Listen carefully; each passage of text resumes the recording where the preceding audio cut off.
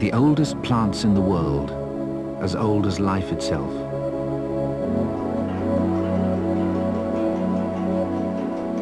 A form of life that's all around us. A form of life that supports all others, the very basis of the planet's being. Often microscopic, sometimes insidious, sometimes green, sometimes slimy. They're algae. The first plants, they stretch back 2.5 billion years in the fossil record. These tiny, often invisible life forms created the atmosphere as we know it, and still help to control it today. They've even affected the shape of the planet, laid down vast areas of rock, like limestone and chalk. Some may be tiny, but they pack a large punch. They form seaweed, up to 80 meters long. Now we're devising new ways of using these remarkable plants.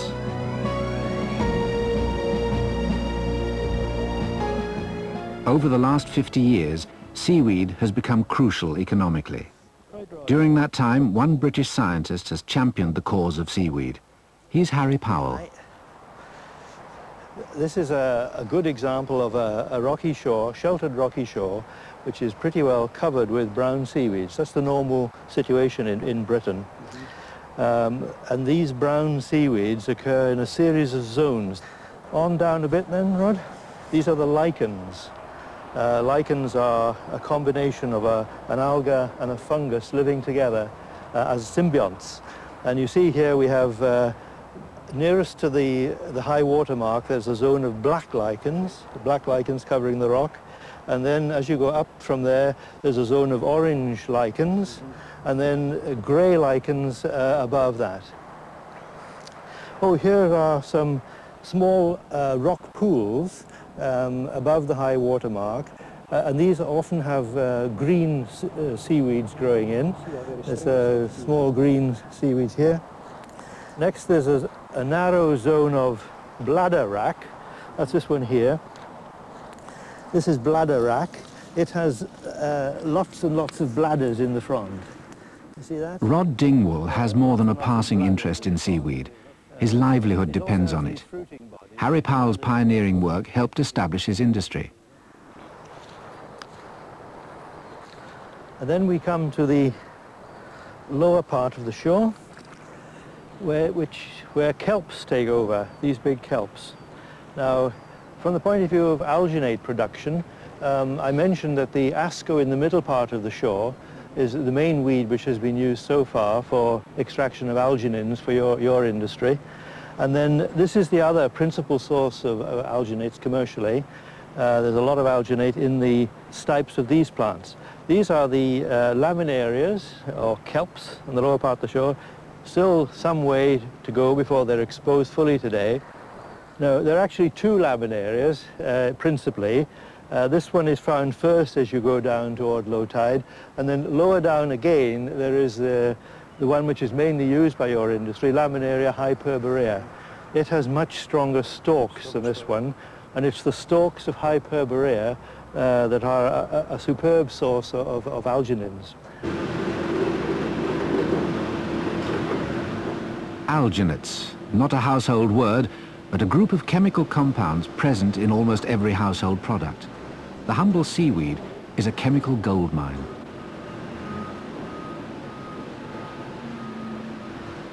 Rod Dingwall is a seaweed masher. During the Second World War, British scientists tried to exploit seaweed as a source of fibre and paper. They discovered something much more important. Seaweed is tough and resilient. It has to be to withstand constant battering by wind and sea in all temperatures. Alginic acid gives seaweed its strength.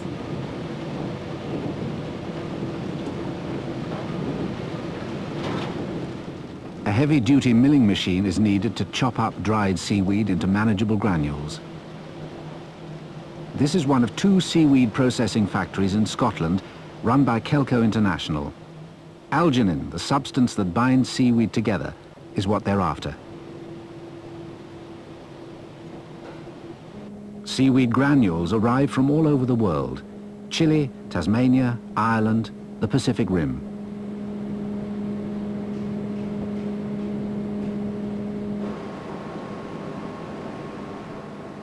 Like crude oil, another algal product, seaweed has to be refined.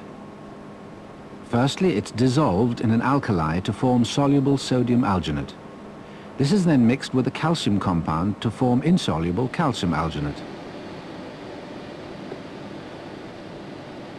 The insoluble precipitate is extracted from the liquid in huge settlement tanks.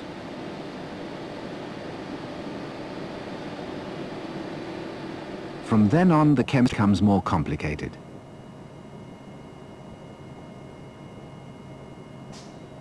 Complete sterility is essential. This essence of seaweed yields a set of chemicals with remarkable properties. Alginates can control and stabilize processes involving flows, like the flow of ink, for instance. Textile printing has been transformed. Precise, fine patterns are made possible. Alginates form the gel in pet foods and desserts, make ice cream and pie fillings, stabilize sauces, mayonnaise, whipped cream, fruit drinks, gel dental impressions, the foam at the top of a pint of beer, thicken cough mixtures, lotions and creams in pharmaceuticals.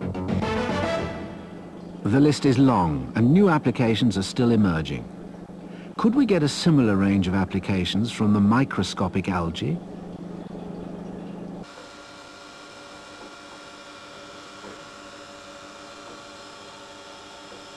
As with seaweed 50 years ago, we're witnessing the birth of a new industry. One approach is being developed by a British company. Technically, it's a photobioreactor. They call it a biocoil.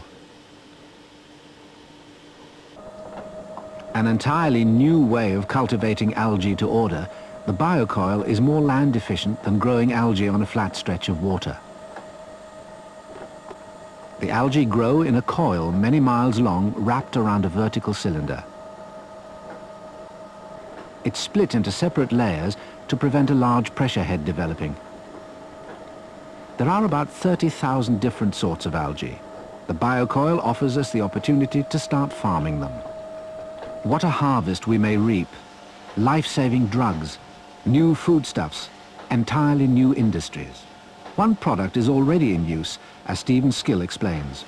The biocoil I'm standing in at the moment is dedicated to growing an algae called Dunaliella. Now, Dunaliella produces what's called a carotenoid, and it's an orange pigment which is utilized as a cancer-preventing agent. It is, in fact, an antioxidant. Dunaliella produces beta-carotene when irradiated with high sunlight, under high sunlight conditions. It produces beta-carotene in response to high sunlight, and the biocoil, because it provides a very high surface area to present to the incident sunlight, we're able to juggle with the conditions and the flow rates and the gassing and the feeding of nutrients to the Dunaliella culture such that we can optimize and maximize beta-carotene production by each individual cell growing inside the biocoil. The technology of the biocoil is not advanced. It's designed to be simple and easy to use. This scouring pad cleans the inside to prevent algae sticking. Biocoils love sewage, especially urine. This one can treat sewage waste with an alga called chlorella.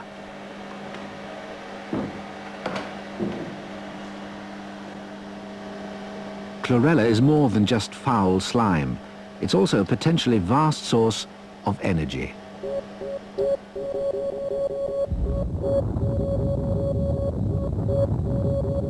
A fuel. Algae are plants. They use the sun's light to absorb carbon dioxide, emit oxygen, and store energy, usually as sugar. This can be used as food. 5 different types of algae are grown at this fish farm. They're fed to microscopic animals called rotifers.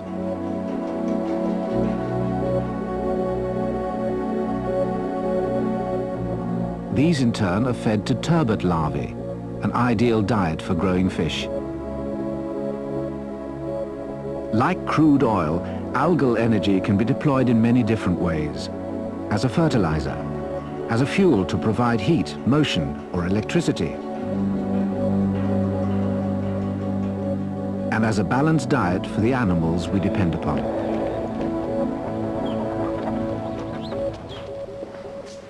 We're discovering new ways to grow microalgae all the time.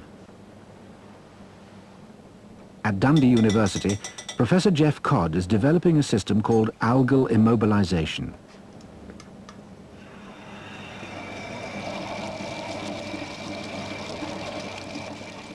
Microalgae are held in tiny balls of alginate, algae in a seaweed coating. The advantage of this approach is that as the algae feed and develop, any byproducts produced, like new drugs, can be extracted by simply draining off the liquid, leaving the balls behind to start again.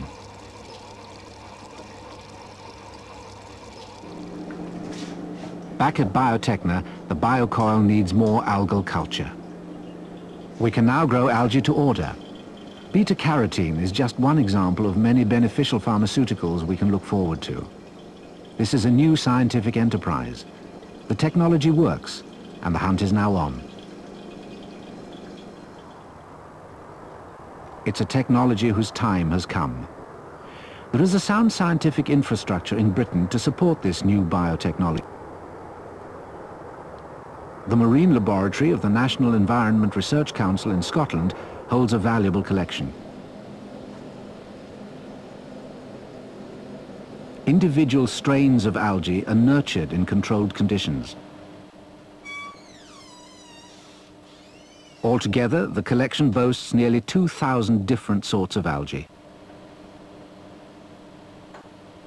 It's available for use throughout the world. Schools, universities, and the new biotechnology companies can depend upon a pure supply of these mysterious plants. Here, a sample of Dunaliella is prepared for dispatch. Algae are tough enough to cope with a post.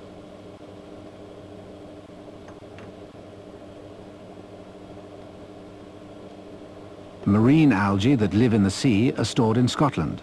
The freshwater collection lives at the Institute for Freshwater Ecology at Windermere in the English Lake District.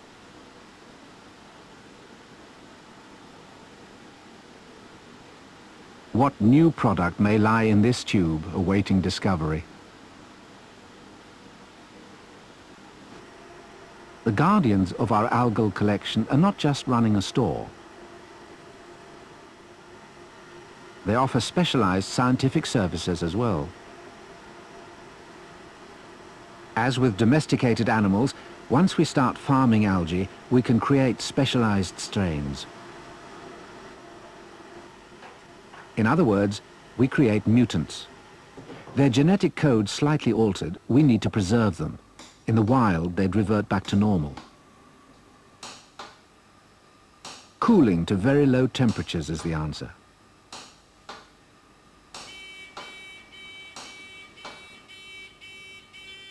This is no ordinary fridge. It cools the samples very slowly through the freezing point of water to minimize cell damage by ice crystals.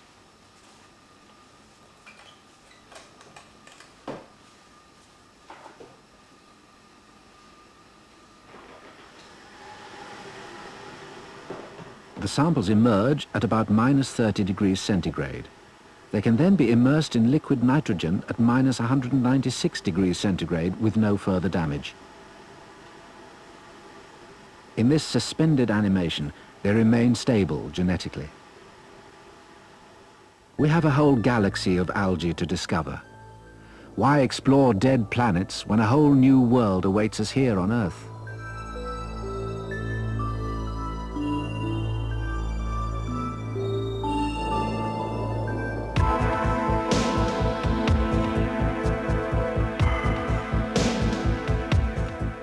It is part of the world we must learn more about.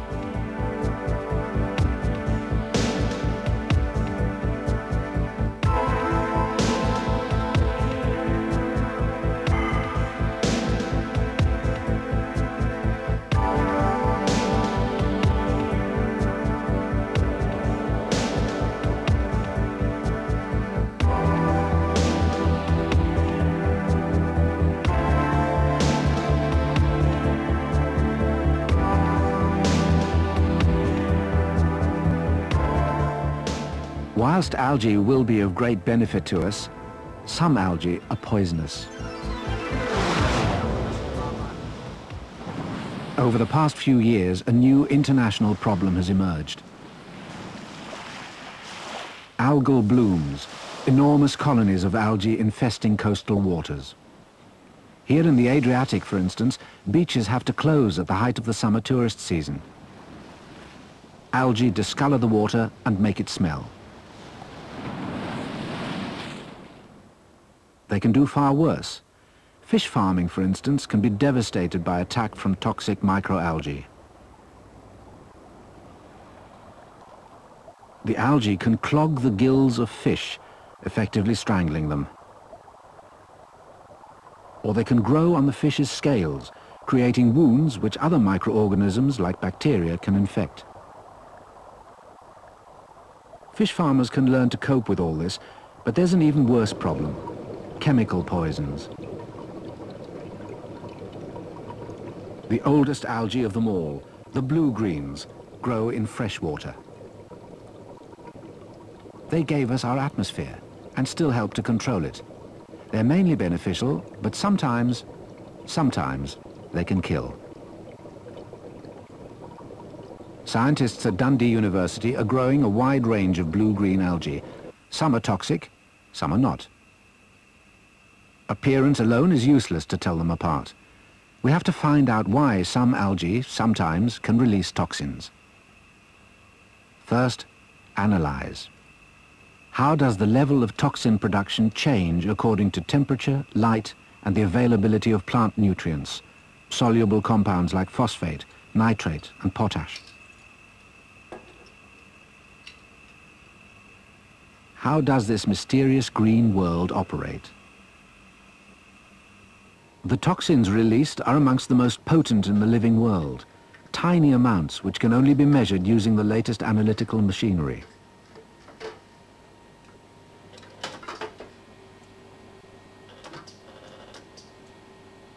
The results of this work are proving vital in the development of ways to manage the problem.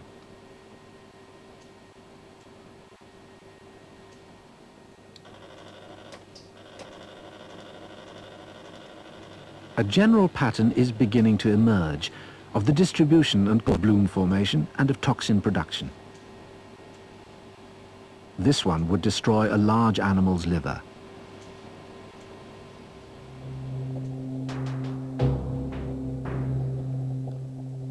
Toxic blooms are worse in hot countries, like these in Australia.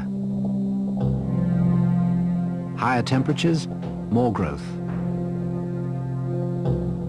Algae are all around us, in any stretch of open water. The poisons present a hazard to human health.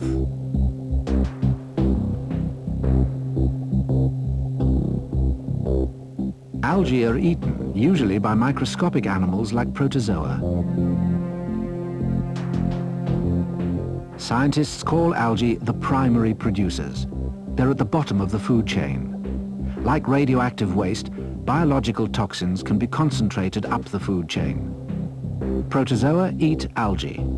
Water fleas eat protozoa. Fish eat water fleas. We eat fish. Several cubic meters worth of algal toxin could end up on our dinner plate.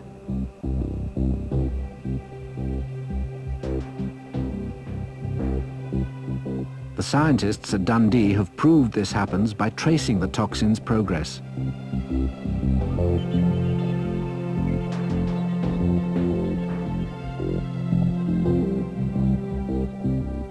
This has serious implications for another sort of poisonous algae, the red tides.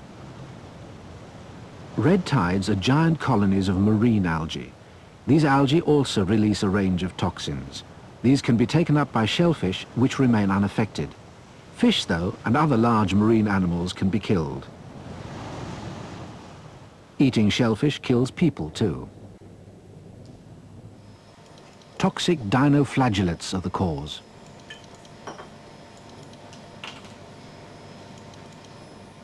More complex than the blue-green algae, these ones are armoured, dino, and have whip-like threads for movement, flagella. The habits of these algae are now under intensive scrutiny at Swansea University. Dr. Kevin Flynn has been examining how the algae respond to stress. In a large colony, food will be in short supply. The algae stop reproducing and shut down some of their internal chemical processes.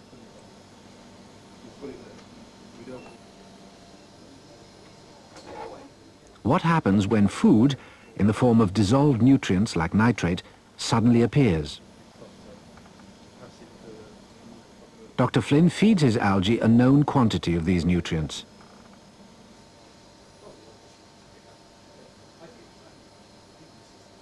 He's interested in how quickly the algae take up the nutrients and in the byproducts of their internal chemistry.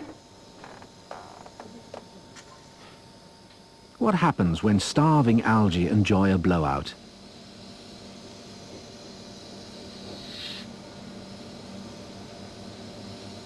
After a set time, Dr. Flynn removes the nutrient liquid.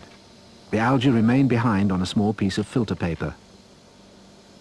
Both the paper and the liquid are now analysed. The nutrient analyzer works out how much nutrient has been removed from the liquid by the algae. The algae themselves go into a mass spectrometer. Originally devised for physics and chemistry, this machine counts atoms, in this case those of carbon and nitrogen.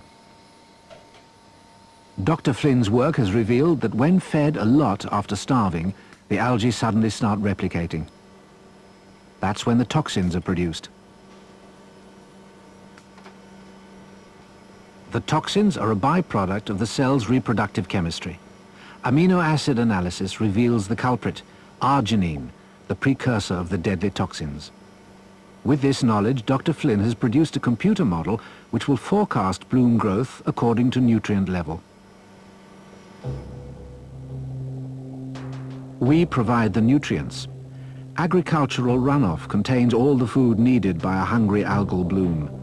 Excess fertilizer is the main cause. We give an extra boost with sewage to provide a fabulous cocktail for algal growth. We've also spread algae all around the planet in seawater carried in ships' ballast tanks. Shellfish farmers can be ruined by these toxins. Fish stocks and wildlife decimated. The biocoil offers one solution. Algae under our control will absorb nitrates, phosphates and potash from effluent before discharging it back into the environment. Instead of feeding the toxic algae in rivers or at sea, we can grow more chlorella. We may be able to reduce agricultural runoff too, if only we paid more attention to algae. A remarkable tropical plant called gunnera grows in the botanical gardens at Dundee. Peter Rowell, a scientist at Dundee University, is studying the gunnera plant. At the base of the stem, the gunnera plant plays host to algae, small colonies of blue-greens. Why? What is the relationship between algae and the more complicated plants? The botanical gardens contain another plant called azolla. Under the microscope, its roots are seen to be surrounded by colonies of blue-green algae. They're not attacking the plant, they're providing it with nitrate, vital for plant growth. Blue-greens appear in two forms, the normal carbon fixers and nitrogen fixers. The nitrogen fixes appear under the microscope as beads on the chain of algae.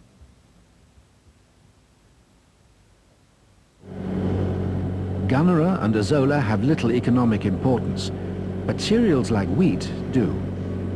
Wheat needs nitrate to form its seed, which we eat. When the crop's harvested, nitrate is removed with it. Farmers use artificial fertilizer in their fields to keep the nitrate level up.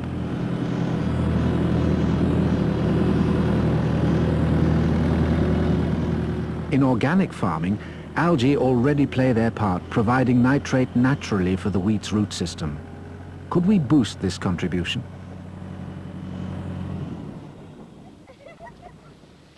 Rice growers in Vietnam add algae to their paddy fields, even growing it as a green mulch. Rice is a cereal like wheat, barley and oats. If souped-up algae can work for rice, they'll work for wheat. Chemical fertilizers which cause algal blooms could be abolished.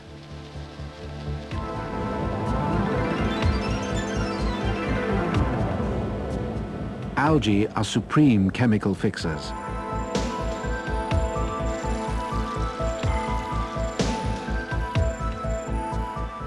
They were and still are crucial to the Earth's ability to support life.